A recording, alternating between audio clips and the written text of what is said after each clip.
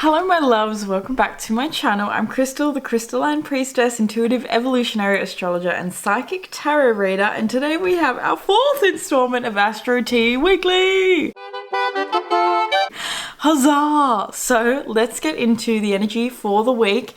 This is another really important week in my opinion. We have Sun opposing Saturn as we start off the week, as well as just some really powerful transits in general. So let's start off. Basically, this is another one of those clear it up weeks. The message that I was getting when I asked Spirit, like just for an overall vibe, was we've planted the seeds, now it's time to really start watering them. So this is very much a week of watering our seeds and making sure that they are tended to, nurtured to. We have Mercury, who is going to start off the week back in that Yod position while the Sun opposes Saturn. So this is a really big day. We also have the Moon that is going to be moving into its opposition with Uranus at the same time. So it's not exact as the Sun is making its opposition with Saturn, and at the same time Mercury is having that Yod point over there again as it moves into Virgo with Neptune and Uranus. I mean, not Uranus, Pluto. So, lot to say, lot going on. It's definitely the week is beginning with a bang, and I do feel like as I was getting into this energy, I was feeling a little bit of anxiety. So I do feel as though this is a week where there's just so much going on. Maybe there's a lot on our plates, and it has us feeling a little bit overwhelmed and a little bit anxious. But at the same time, with this Mercury reaching Virgo, getting back to 29 degrees of Leo and coming back to Virgo means that we are moving further and further away from this shadow period of Mercury that we've been in. So we're starting to see more clarity come through when we've really felt a little bit in the dark for the past few weeks. You know, Mercury, when he goes retrograde, he's asking us to rethink things and to rehash over these things. And so the fact that he's been in Leo and he moved from Virgo into Leo and he moved across this Yod point, we have the Nine of Swords coming out. He really wanted to show us where we've been allowing anxiety to overcome us, where we've been allowing anxiety to rule our, I just heard ambitions. We've been allowing anxiety to rule our potential and our ability to get our hands dirty and our ability to actually get things done and to move into, I think, this version of ourselves that is asking for more weight, more responsibility, more to do, more to be, more to feel, more to experience. It's asking for more. And I feel as though with this, we have Four of Wands at the bottom of the deck. I feel as though this is a week where we're needing to embrace discomfort, embrace the fact that things are not comfortable, embrace the fact that this is feeling like a challenge. This week feels like a challenge, and the challenge is really an opportunity to have us grow and to glow. You know, pressure creates diamonds, and on Wednesday we actually are going to have a grand cross. Now it's not going to be an exact grand cross, but we do have the Moon, who is going to be reaching 15 degrees of Sagittarius. Jupiter is going to be at around 20 degrees of Gemini.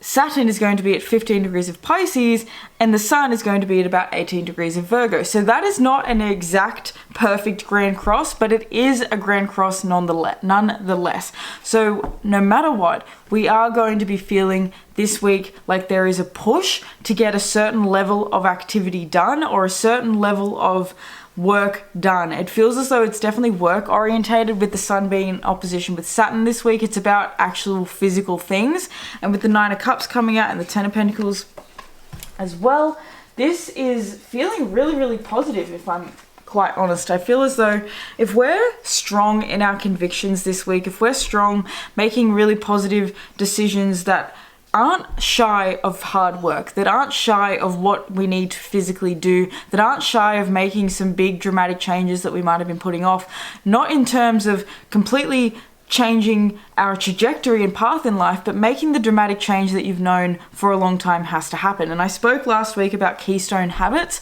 or cornerstone habits. I think they're called keystone habits, but basically these are habits where they're one small change that create massive overhaul in your life. For an example, starting to exercise, and that being the key that makes you eat better, sleep better, make better decisions, all these sorts of things, quit smoking, all that sort of stuff. So it's really a powerful week once again, and with the High Priestess coming out and Strength in reverse, it's definitely a week to be listening to your intuition as much as possible, because your intuition is actually going to provide you with the strength that you need in order to make the decisions that are calling upon you this week. You're going to really find that I think logic, being overly logical, being overly in your head about things with this Sun opposing Saturn and with this major mutable grand square that's going to be coming in this week, even though it's not exact, it is still very strong, and it's still strongly asking for us to have a comprehensive understanding of, you know, where we just basically are just running our wheels like a hamster on a fucking, and I always bring up this image because I always see it as a hamster running on a wheel to nowhere. Like, I'm seeing Sandy from SpongeBob inside her little tree dome. Like, she can't go anywhere, she's stuck. So it feels as though this whole week is a really, really beautiful opportunity. And with the Knight of Pentacles in reverse, it feels as though, like I said at the start of this reading, our seeds have been planted. How are we watering them? This Knight of Pentacles is representing the fact that we have planted these seeds. They are in the dirt. They are on their way. You know, this feels like multiple seeds. It's not the seed of just like business and career. It's the seed of family as well. It's the seed of hobbies. You know, this is all the aspects of our lives coming into balance and harmony, but they can only be harmonized through our attention. So it feels as though this week is a week to pay attention to the little things, and that's very much Sun opposing Saturn, and with the mutable grand T-square cross, it's about paying attention to the little things. You know, we're in Virgo season, and Virgo season asks for attention to the details. It's very much a powerful opportunity, and especially because we are going to have the Sun come into an exact square with Jupiter this week. So it is about understanding where this is actually really nice, because both the Sun and Jupiter are in a Mercury sign. So where is Mercury? But Mercury is moving from Leo back into Virgo, so where he wants to be. It's really an opportunity this week to have a clear, cognizant understanding of the dream, the goal, and where it is that you're going. The seeds, how are you meant to be watering them?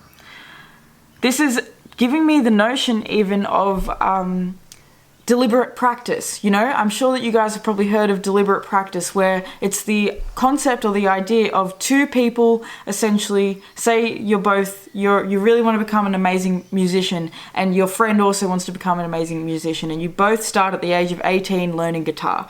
Basically, this is deliberate practice is the difference between one person, you know, becoming an average guitarist and knowing how to play a few songs and being able to like play things and it being all right, and someone else becoming amazing, magnificent, and being able to then create a genuine career out of that, and, you know, being hired by other bands and things and all that sort of stuff. The difference between two people who do the exact same thing for 10 years, put the exact same amount of hours into it, that 10,000 hours, the difference is between the quality of the hours that are actually spent. It's about deliberate practice. It's not just about practice. So I feel as though this is about knowing what is the deliberate practice in your life that's going to move the ball forward. How are you going to actually implement deliberate activities that are going to make you better? This is about not just reaching a plateau, not just reaching a goal and being like, cool, now I can sit here. That's not Saturn. Saturn is about continuing to climb the mountain. Capricorn keeps going. It's the highest point in the chart because it just keeps going. So this week is about just keep going, just do it. You know, Virgo season is very much about building that. Now, on Thursday, we're going to have the moon square with Neptune. So the moon this week moves through Scorpio, then it moves into Sag, and then by the end of the week, we're going to have the moon in Capricorn and opposing Mars. So we've got a lot of activity emotionally that's coming through this week, and that's why this High Priestess is really speaking to listening to our intuitions in order to gain a clear understanding. Don't be so much listening to your emotions. The emotions can get messy. You know, we have the Eight of Cups in the back of the deck. We have the Eight of Cups in the reverse and the Three of Cups out here as well. So I feel as though with the Eight of Cups being in reverse, this is not the week to get overly emotional and to be looking in the past, looking backwards towards what maybe felt better or felt easier in the past. This Three of Cups is asking you to look forward and to look ahead, and it's asking us as well to not go backwards by going for the easy route. This is about listening to the stars, listening to your spirit, listening to the guidance that you're receiving from your own sense of, you know, knowing. We all have this knowing, and if you're watching this astrology reading, if you're connected with me, then you have a really strong intuition, and really you're here because you want to hone that, you want to increase that, you want to build that as a bigger part of your life and your reality, the spiritual part. So, you know, this High Priestess is about listening to, I just said, like, I get this all the time. Listen to your heart when it's calling for you. Like, that song is always the song because it's perfect. It's like, I don't know where I'm going and I don't know why, but listen to your heart before you tell him goodbye. You know, it's like, listen to your heart before you make a silly decision on a whim. That's very much like with the Grand Cross that's coming in this week. We could make really silly decisions because it's you know, this spontaneous feeling that we get, and it's mutable energy, so it changes. You know, your mind is going to change this week, so just be aware of that. And with that High Priestess, your mind may change, but your intuition is always sort of going to sit with the same energy, isn't it? So with the Ace of Wands being, or the Ace of Swords being out here, it's also a week where it's about using this brilliance that you have, using these ideas. And like I said, with Mercury coming back to the Yod point, we are finally getting this gift of seeing clearly what it is that we weren't able to quite see in the past. What we've been building over these past few weeks is a sense of knowing what direction we're moving in and why we're moving in that direction. And so having the moon in Sag this week and squaring with Neptune, and then he's going to hit Capricorn, he's going to oppose Mars, he's going to conjunct with Pluto. This is really a evolutionary leap again, and we're just continuously evolving and growing because this is a week that is just calling upon, or this is a year that's calling upon so many really strong versions of ourselves that we're having to build into. And so 2025 is going to be very strong, very hectic, you know, sort of year. And so it feels as though this is the preparation for those times. You know, we're going to have Neptune and Saturn connecting, and I don't know if it's like towards 2026, but either way, just the fact that we're going to be having these planets getting so close in the sign of Aries and all these outer planets moving into new signs, it's huge breakthrough energy. So this is a week of just letting this breakthrough sort of move through you, and I feel like these breakthroughs come through us really paying attention to our own intuitions, and they're really coming through the choices and the physical activities that we're doing as well. I feel like it's a really beautiful time. We have Poet coming out that says light attribute expresses soul insights in symbolic language. So it's definitely a week this week to be sharing, you know, to be speaking and to be just having conversations. You know, we have a lot of mercurial activation this week, so like whenever I see this card, I always just see like having really beautiful conversations. I see laughing with your friends and talking with your friends and speaking up, and just, well, the thing is too, we also got the gossip archetype, so it's definitely a communication week. But you know, there's two options. Don't be the gossip, because we do have the sun squaring with Jupiter this week, and we do have this massive mutable T square. So this is a week where we could be, you know, talking shit. So it's definitely being on, you know, the light side or the dark side. The dark side is kind of gossip. And what is that quote? It's something like, don't they say like people that are talking about other people are the people that get nowhere, and the people that are talking about ideas and the people that are talking about actual things and actual lifestyles, and the people that are talking about like what it is that they want to build and to create are the people that are actually going to be getting further in life.